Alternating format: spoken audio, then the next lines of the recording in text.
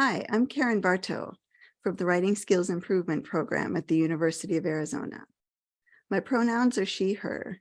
I have long wavy brown hair, glasses, white skin, and colorful clothing on today. Before beginning the presentation, I'd like to read you the university's land acknowledgement statement. At the University of Arizona, we respectfully acknowledge that we are on the land and territories of Indigenous peoples. Today, Arizona is home to 22 federally recognized tribes, with Tucson being home to the O'odham and the Yaqui. Committed to diversity and inclusion, the university strives to build sustainable relationships with sovereign Native nations and Indigenous communities through education offerings, partnerships, and community service. Today's presentation also relates to diversity and inclusion. It's titled Translanguaging as Multimodality, Encouraging Multilingual Students' Full Use of Linguistic Resources in Online Writing Centers. Today, we'll talk about translanguaging's definition and some background, translanguaging as multimodality, and translanguaging practices in online writing centers. Translanguaging is a theory, approach, or set of practices that validates a full use of a multilingual person's linguistic resources. It's been applied in many educational contexts, including writing instruction and writing centers, both brick and mortar and online. And it can encourage writers to use any or all of their languages in the writing process. Learning and writing are intricately linked with each other and with translanguaging. We know that it's harder to learn in a second language, which many of our multilingual students are doing. But we also know that using all languages known can facilitate complex and deeper learning. And learning and academic writing are intimately paired. We use writing to show what we've already learned, but we also learn through writing. Thus, translanguaging in writing can facilitate and improve learning for multilinguals. Translanguaging has been called complementary to multimodality, as it can be used in different modes like written or audiovisual. But it also may be seen as multimodal itself, where different languages may represent different modes. Choice of language or languages in the writing process becomes another element of multimodality. Online tools can facilitate translanguaging practices. They do this by replicating in-person interactions and by making certain processes possible in multiple languages. Some specific translanguaging practices include annotating readings to identify key ideas, drafting by typing, or drafting by dictating and for speech to be transcribed. Now, all of these practices can be used by monolingual speakers as well, but the fact that they can be effectively used with multiple languages makes them translanguaging practices in those cases. Annotating readings, for example, can be done in different software, such as Adobe or reference management software like Zotero, and it can be done in different languages. This may require multiple keyboards, but that's an easy matter of installation.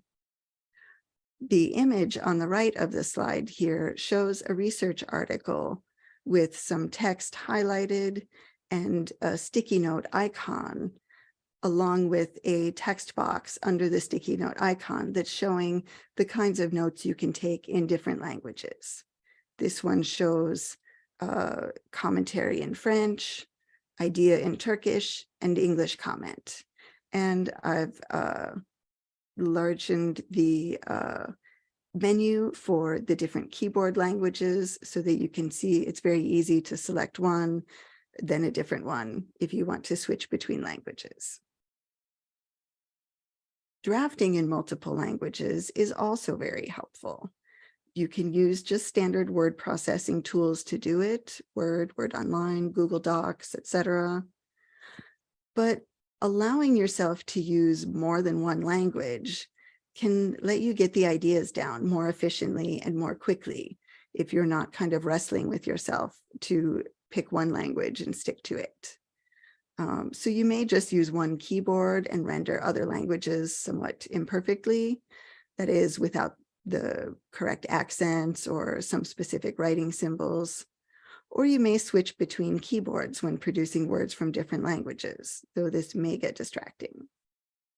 Another option is to draft in one language at a time, choosing the appropriate keyboard first each time. Dictating for transcription is another practice that's very helpful for both monolingual and multilingual users, as it provides remedy against writer's block and perfectionism, and is just a very natural way to generate ideas. But it can be especially helpful, again, for multilingual students. For example, a Zoom meeting between a deaf student, an interpreter, and online writing center personnel could allow for writing center personnel to transcribe the voiced speech by the interpreter and then share that transcription with the student as a draft. For those who speak by voice, you can enable voice typing in Google Docs or the transcribe function in Word. There are many languages available, and the system understands accented speech. It understands my English and French well. That's not a surprise. I speak both of those well. But it also understands my Lao, my Turkish, my Mandarin, and I'm not strong in any of those languages. However, the voice typing and transcribe functions are not good for code mixing. The system tries to understand in whatever language you have it set to. And so if you speak a different language than that one, it is not able to adapt and figure out what language you're trying to speak and render that correctly. You get kind of a lot of nonsense for any words that are from a language that is not the one you have it set to. So there are some practical considerations, of course. You may be concerned, what if I don't speak a lot of languages? What if I don't speak the same languages as the people I'm working with? That doesn't matter. You don't need to speak the same languages or even be multilingual to support your multilingual clients' use of translanguaging practices. Some training for personnel is advised, however, and can include basic understanding of language acquisition and social aspects of multilingualism, as well as introduction of translanguaging strategies and practices, and practice with tech tools' multilingual capabilities. Affect and agency are really important considerations in translanguaging practices too. Some clients may have a surprised or doubtful or emotional reaction to hearing about translanguaging practices as an option in their writing. This can be due to some rather overarching cultural ideas in English-speaking cultures, such as a monolingual mindset. Whether in English or in foreign languages, there's a tendency to think that code mixing is not a good idea. And there is a large tendency in the US especially to still view multilingualism as a deficit, which is unfortunate and inaccurate. However, regardless of how our clients respond to translanguaging practices that we introduce, we should remember that they should be the ones making their own decisions about whether or not to employ those practices. So if they do continue to feel doubtful or uncomfortable because they have the sense that it's better not to mix languages, or that they think they really need to focus on English only, that is absolutely their decision, and we should not pressure in any way.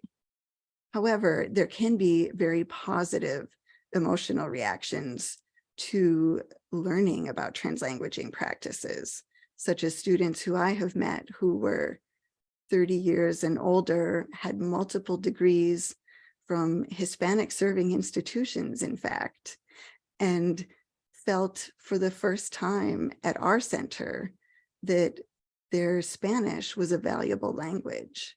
And valuable knowledge in their lives and in their education and in their scholarship. That to me is very important to emphasize and to give students the opportunity to be validated in their multilingualism. In conclusion, translanguaging practices in online writing centers can validate multilingual expression and experience. They may help level the playing field by tapping into multiple knowledges for learning and writing. They can be used with a variety of standard technology and regardless of what languages writing center personnel speak. And finally, they address our motto at the Writing Skills Improvement Program, which is respect, rapport, relationship. We want our students to know always that we respect and acknowledge and appreciate their knowledge, their languages, and their experiences. Thank you.